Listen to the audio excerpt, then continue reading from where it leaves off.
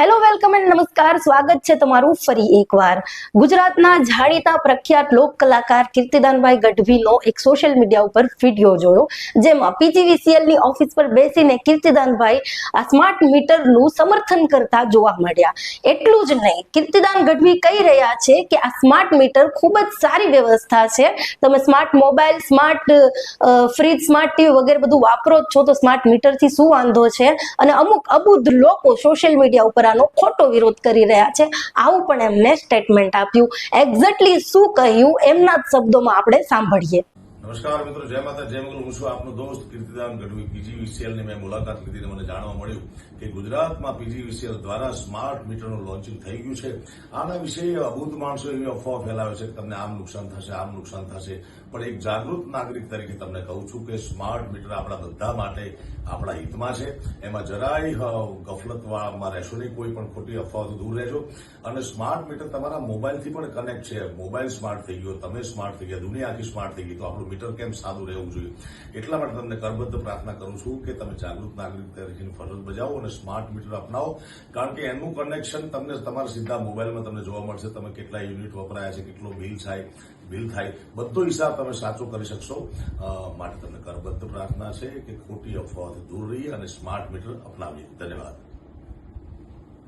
તો આ હતા ગુજરાતના પ્રખ્યાત જાણીતા લોક કલાકાર કીર્તિદાનભાઈ ગઢવી, જે સરકારે લાવેલા આ સ્માર્ટ મીટરનું સમર્થન કરી રહ્યા છે. પણ શું આ સાહિત્યકાર, આ કલાકારને ખબર છે કે આ સ્માર્ટ મીટર ગરીબોની, મધ્યમ વર્ગના લોકોની કમર ભાંગી નાખવા માટે લાવવામાં આવ્યું છે? કીર્તિદાનભાઈ, તમે કહી રહ્યા છો કે હું પીજીવીસીએલ માં આવ્યો અને મેં જોયું, તો તમે શું જોયું એ પણ અમને જણાવો ને. શું તમે જોયું કે આ સ્માર્ટ મીટર પ્રીપેડ છે, પહેલા પૈસા ખર્ચવા પડશે અને પછી તમને વીજળી વાપરવા મળશે? શું તમને ખબર છે કે વિકસિત દેશોમાં પણ વીજળી પ્રીપેડ નથી? તો આપણા ભારત જેવા વિકાસશીલ દેશમાં શા માટે પહેલા પૈસા લઈને પછી આ વીજળી જેવી સેવા આપવામાં આવે? વીજળી, શિક્ષણ, પાણી, સ્વાસ્થ્ય, આ બધી વસ્તુઓ સેવામાં આવે ને સેવા ક્યારેય પ્રીપેડ હોય જ ના શકે. શું આ વસ્તુની તમે નોંધ લીધી કે નથી લીધી? બીજું મને જણાવો કીર્તિદાનભાઈ, તમને શું પીજીવીસીએલ વાળાએ જણાવ્યું કે આમાં દિવસ અને રાત્રે વીજળીના જે યુનિટના ભાવ છે અલગ અલગ રહેશે? સોલર અવર એટલે કે દિવસના સમય 10 થી 20% ભાવ ઓછા હશે અને પીક અવર એટલે કે રાત્રે 10 થી 20% ભાવ વધી જશે. શું આ વસ્તુ તમને ધ્યાનમાં ના આવી? તમને સવાલ ના થયો કે દિવસે વીજળી સસ્તી કોના માટે રાખી છે અને રાત્રે આટલી મોંઘી શા માટે રાખી છે? દિવસે કારખાનાઓ, ઉદ્યોગોમાં વીજળીની જરૂરિયાત હોય છે, એટલે 10% વીજળી ઓછી હોય તો ફાયદો કોને થાય? ઉદ્યોગપતિઓને, કારખાનાના માલિકોને થાય. અને રાત્રે જો વીજળીના ભાવ 10 થી 20% વધી જશે તો એનું નુકસાન કોને થશે? ઘરમાં જે લોકો ઘરે રહે છે, ઘરેલું વીજળીનો વપરાશ થાય છે એ લોકોને. અને એમાંથી સૌથી વધારે મોટો હિસ્સો કોનો છે? એ ગરીબ અને મધ્યમ વર્ગીય લોકોનો છે, જેમને આ સ્માર્ટ મીટરના લીધે ખૂબ મોટો આર્થિક ફટકો પડવાનો છે. આની જાણકારી તમે ના લીધી અને તમે પીજીવીસીએલ ની ઓફિસમાં ગયા, ત્યાં કીર્તિદાનભાઈ તમને એ લોકોએ જણાવ્યું કે આ સ્માર્ટ મીટર દર 7 થી 10 વર્ષે બદલવું પડશે. પહેલી વખત સરકાર ફ્રીમાં નાખે છે, પછી જ્યારે 7 થી 10 વર્ષે બદલવાનું થશે ત્યારે એનો ખર્ચો કોણ આપશે? તમને જણાવ્યું કીર્તિદાનભાઈ પેલા પીજીવીસીએલ વાળાએ? એ સિવાય આની સર્વિસ ક્યાં મળશે કીર્તિદાનભાઈ? તમને એ પણ જણાવ્યું હશે. તમે ગયા છો પીજીવીસીએલ માં, ચલો ઠીક છે, તો પણ હું માની લઉં છું, તમે કહો છો એટલે હું માની લઉં છું કે આ સ્માર્ટ મીટરનો અમુક અબુદ્ધ લોકો વિરોધ કરી રહ્યા છે. સ્માર્ટ મીટર ખૂબ સારી વ્યવસ્થા છે, ઠીક છે, અમે બધા જ લગાડવા માટે તૈયાર છીએ. પણ હું પૂછવા માંગુ છું, શું કીર્તિદાન ગઢવી શું ગેરંટી લેશે કે આ સ્માર્ટ મીટર અત્યારે હાલ જે નોર્મલ મીટર છે એ જ રીતે હશે, પ્રીપેડ નહીં હોય? શું કીર્તિદાન ગઢવી ગેરંટી લેશે કે આમાં દિવસ અને રાતમાં યુનિટના ભાવ અલગ અલગ નહીં હોય? શું કીર્તિદાનભાઈ ગેરંટી લેશે કે દર 7 થી 10 વર્ષે મીટર બદલવાનું થશે ત્યારે પણ ખર્ચો સરકાર આપશે? અને શું કીર્તિદાનભાઈ ગેરંટી લેશે કે જ્યારે પણ અડધી રાતે પણ સર્વિસની જરૂર પડશે ત્યારે આ લોકો સર્વિસમાં ઉપલબ્ધ કરાવશે, ગમે ત્યારે ગમે એને? શું તમે ગેરંટી લેવા તૈયાર છો કીર્તિદાનભાઈ? તો તમે આનું સમર્થન કરો, બાકી તમે રહેવા દો. આમ પણ તમે વધારે બોલતા તો નથી જ.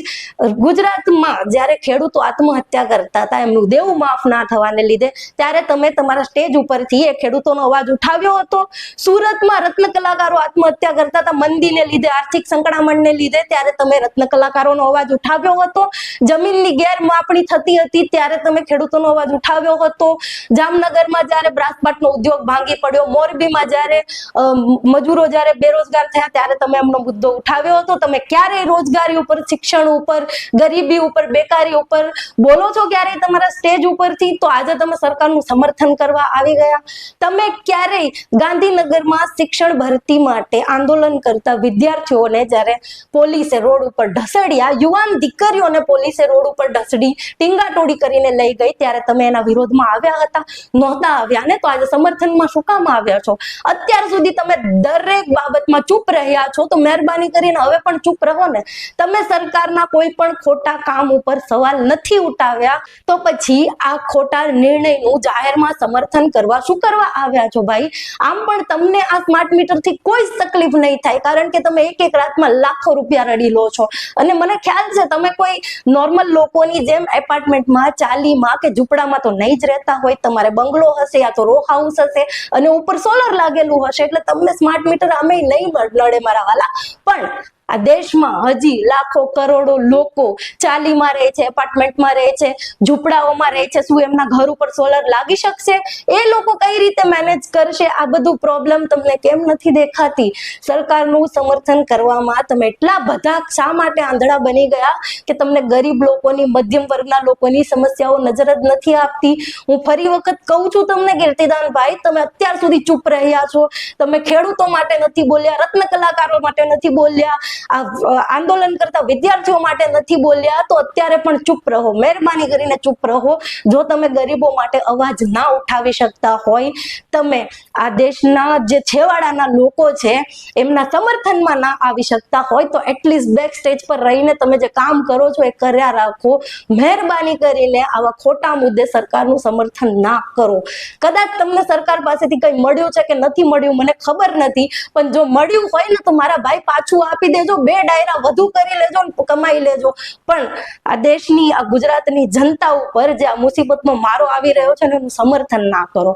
મહેરબાની કરીને હું જાહેરમાં વિનંતી કરું છું. ખૂબ સારા કલાકાર છો તમે, હું ખુદ તમારી એક ચાહક છું, એટલે એક ચાહક તરીકે પણ વિનંતી કરું છું, આ દેશની નાગરિક તરીકે પણ વિનંતી કરું છું. જેમ તમે સરકારના દરેક ખોટા નિર્ણય વખતે ચૂપ રહ્યા છો ને, એમ આ વખતે પણ ચૂપ રહો પ્લીઝ. મહેરબાની કરો.